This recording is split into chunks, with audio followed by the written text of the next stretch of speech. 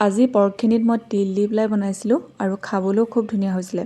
আগতে যদি আপোনালোকে খোৱা নাই তিল দি পেলাই বনাই, এই পদ্ধতিটোত বনাই খাবচোন, খাবলৈও ভাল হয় আৰু বনোৱা পদ্ধতিটো একেবাৰে সহজ।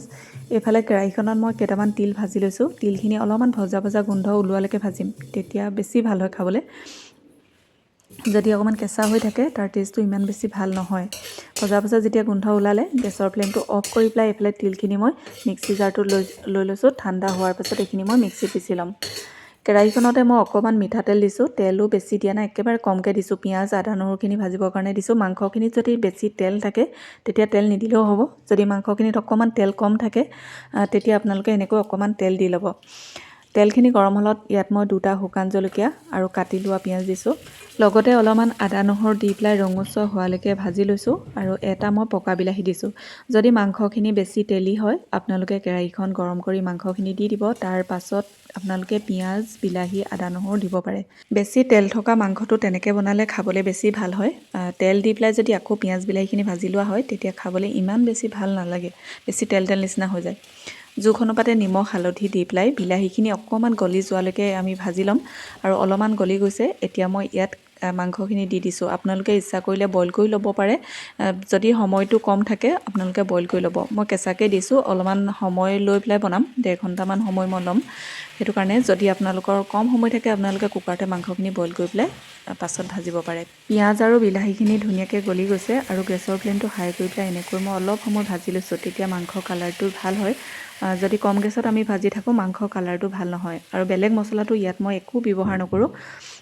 এইফালে দেখিছে মাংসখিনি অকণমান লাগি ধৰাৰ নিচিনা হৈছে যে মই অকণমান পানী দি দিছোঁ। এই পদ্ধতিটো 2-3 বাৰ যদি আমি কৰোঁ তেতিয়া মাংসৰ কালাৰটো খুব ধুনীয়া হয়। এতিয়া যিমানখিনি পানী দিলোঁ পানীখিনি আকৌ মই শুকুৱাই দিম। কেৰাহীখন অকণমান লগা নিচিনা হ'ব যে, তাৰপাছত আকৌ আৰু অকণমান পানী দিম। এনেকৈ 2-3 বাৰ কৰিলে মাংসৰ কালাৰটো ভাল হয়। এইফালে আলু দিছোঁ। আলুটো যদি আপোনালোকে বেয়া পায় আলু নিদিয়াকৈ বনাব। আলুখিনি দিয়াৰ পাছতো অকণমান সময় মই এনেকৈয়ে লৰাই ভাজি লৈছোঁ। এতিয়ালৈকে মই মাংসখিনি ঢাকন দিয়াই নাই। ঢাকন নিদিয়াকৈ মাংসখিনি লৰাই মই ভাজিছোঁ। যিমান ভালকৈ ভজা হয় কালাৰটো তিমানে বেছি ভাল হয়। আৰু গাহৰি মাংসত এনেও বেলেগ মছলা বা ৰংগুড়া দিলে একেবাৰে ভাল নালাগে খাবলৈ। সেইটো কাৰণে কালাৰটো মই তেনেকৈ তুলোঁ। যেতিয়ালৈকে কালাৰটো ভাল নহয় তেতিয়ালৈকে আপোনালোকে এনেকৈ ভাজি কালাৰটো তুলি ল'ব। এনেকুৱা পাতল হেতা এখন ল'ব, তেতিয়া কেৰাহীখনতো অকণমানো লাগি নধৰে। এনেকুৱা হেতাখন হ'লে খুব ভালকৈ লৰাব পাৰি, কেৰাহীখনতো লাগি নধৰে।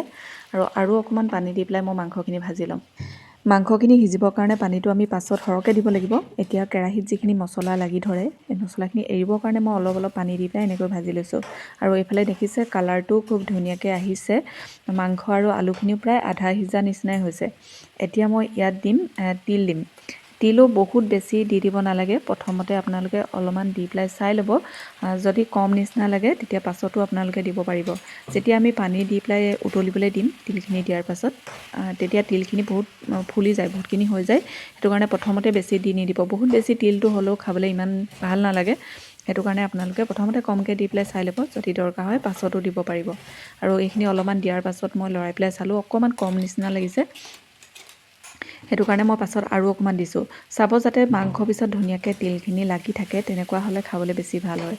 আৰু এইফালে তিলখিনি দিয়াৰ পাছত গেছৰ ফ্লেমটো মই অকণমান কম কৰি লৈছোঁ।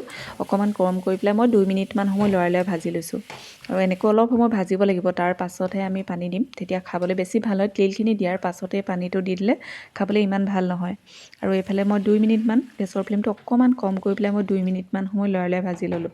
জোখ অনুপাতে পানীটো দিছোঁ। আপোনালোকে কিমানটো জোখত জোলটো লাগে সিমানটো জোখতে দি ল'ব। বহুত বেছি পনীয়া হ'লেও খাবলৈ ভাল নালাগে, বা যদি আপোনালোকে অকণমান ডাঠকৈ খাবলৈ বিচাৰে পানীটো অকণমান শুকুৱাই দিলে ধুনীয়াকৈ হৈ যাব। গেছৰ ফ্লেমটো কম কৰি পেলাই মাংসখিনি মই আধা ঘণ্টামান সময় ৰাখি দিলোঁ, কাৰণ মই মাংসখিনি বইল কৰি লোৱা নাই, ভালকৈ সিজিব লাগিব। আৰু মাজতে মই 2-3 বাৰ লৰাই দিলোঁ, আৰু পানী অকণমান কম হৈ গৈছিলে, মই আৰু অকণমান পানী দি পেলাই শুকুৱাই ল'লোঁ। আৰু মাংসখিনি আপোনালোকে চাব, যদি ভালকৈ সিজা নাই পাছত আৰু অকণমান পানী দি ল'ব। যদি অকণমান আপোনালোকে জ্বলাকৈ খাওঁ বুলি ভাবে ইয়াতে আপোনালোকে জালুকৰ গুড়িটো দিব পাৰে, বা এই সময়টোতে কেঁচা জলকীয়াটো ফালি দিব পাৰে, তেতিয়া খাবলৈ খুব ধুনীয়া হয়। আৰু কেঁচা জলকীয়া গোন্ধটো বহুত ভাল লাগে।